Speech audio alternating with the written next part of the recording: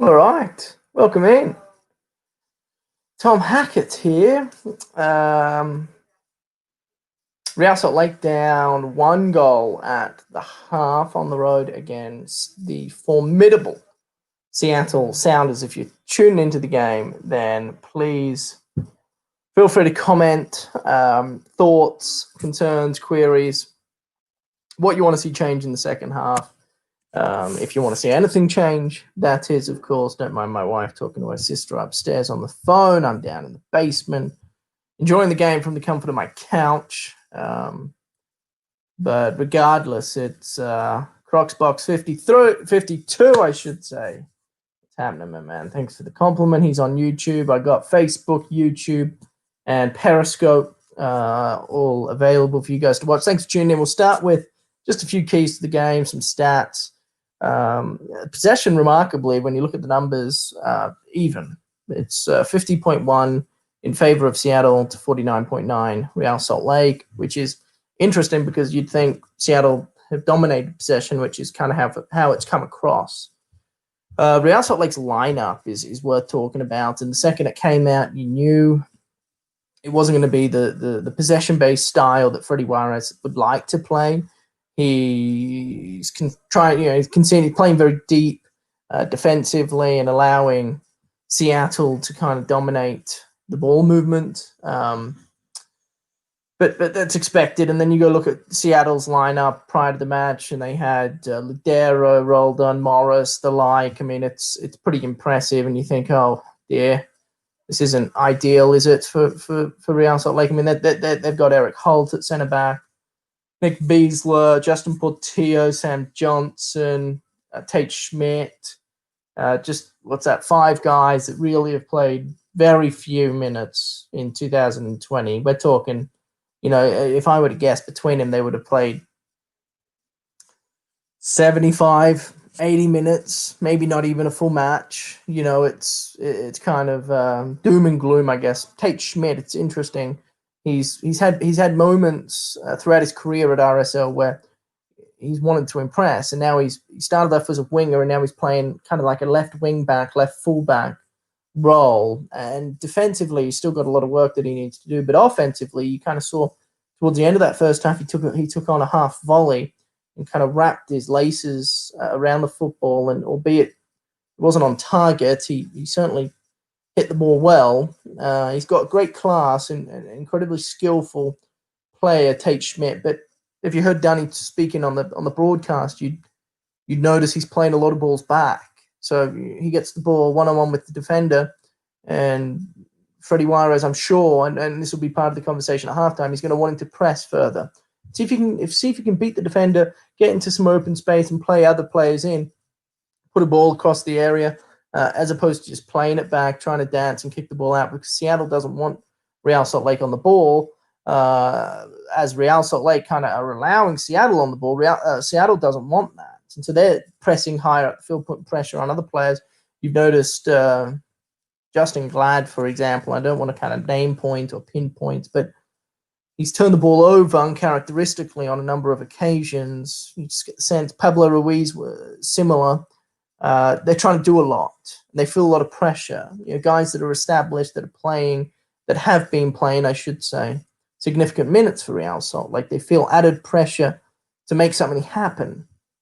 And that's problematic for Freddie Juarez, because he needs his younger players to try and impress and do everything they can. And keeping possession is very important, don't get me wrong, but I do think Tate Schmidt needs to pick and choose moments where he does decide to attack. And if he loses the ball, so be it. I think it happened once in that first half. It needs to happen more, because there are more occasions throughout the course of that first 45 minutes where it could have happened. And so anywho, it's been look, I was expecting a much worse performance from RSL, if I'm being quite frank. I thought they were going to lose significantly, and they still may do, don't get me wrong, but to be down just 1 goal at the half suggests that there is still life in that Real Salt Lake locker room.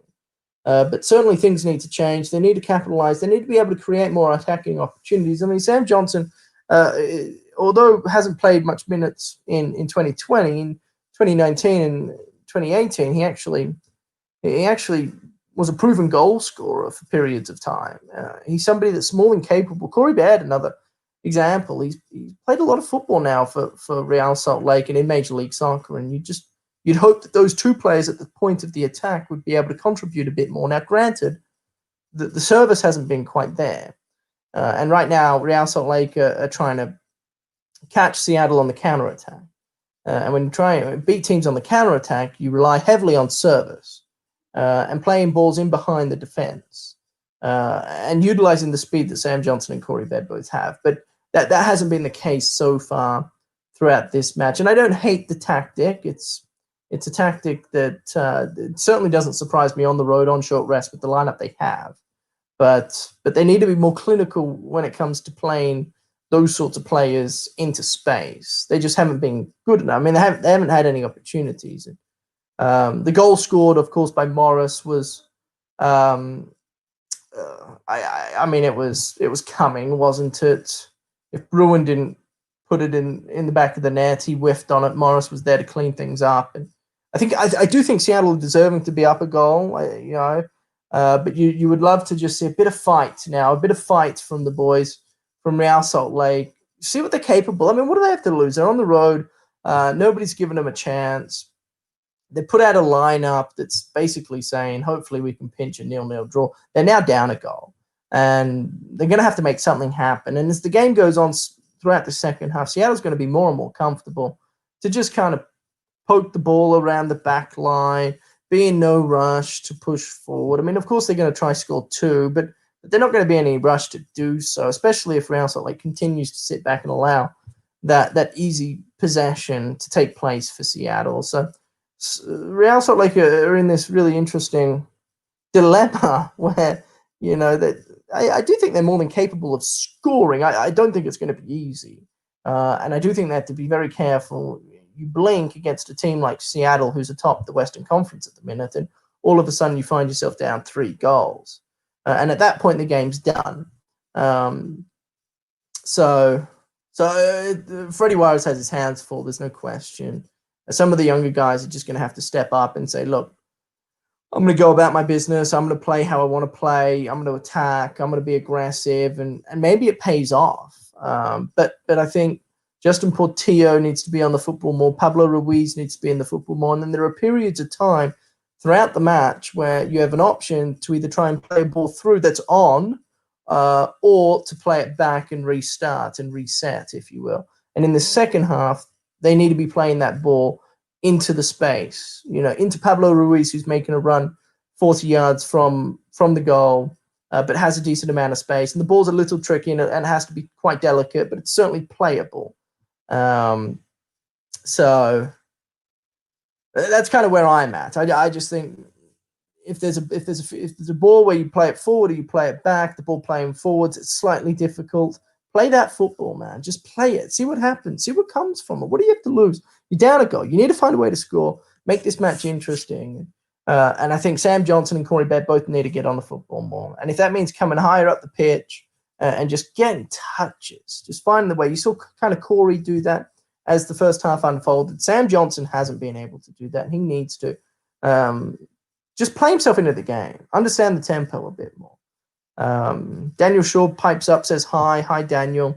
KSL Sports, by the way, is commenting on Facebook. They've said if you can't watch the match, then just go to kslsports.com and you can watch it there, or you can download the KSL TV app and you can also find it on the app there. You can stream it for free. It's quite phenomenal, to be frank.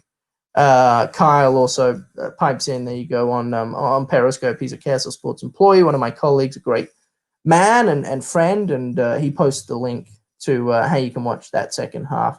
Perriman 91191 asks a question that's relevant. I shouldn't say irrelevant necessarily, but not necessarily on topic. Do you believe in giving people second chances? I think I do, but it's all based on context, isn't it? So it's very hard for me to answer that question. But thanks for piping in and up nonetheless. Real Salt Lake had their hands full. That's the bottom line. But they have 4 shots. None on target. They still have 4 shots. When you look at Seattle, they also have 4 shots. So Real Salt Lake have been able to have a few shots. You saw early in the match Pablo Ruiz try and take a crack from quite deep, and I think that was a message that has been given to Pablo Ruiz, specifically with the teammates around him and the inexperience that RSL's put out there. That Freddie Wise has said, hey, you're more than capable. We've seen it against Seattle at home a month or so ago. See what you're capable of, you know. Just get Stefan Fry, who's probably, in my opinion, the best goalkeeper in Major League Soccer. Just get him thinking, you know, keep him on his toes, and see if you can put some pressure on him. And I wouldn't be surprised if Pablo Ruiz tries and does the same thing to start the second half. But it hasn't been that bad, I promise. It really hasn't been as bad as what it's come across at times. The first 15 minutes was a bit dicey, wasn't it? They scored, albeit for it to be called back 42 seconds in, I believe.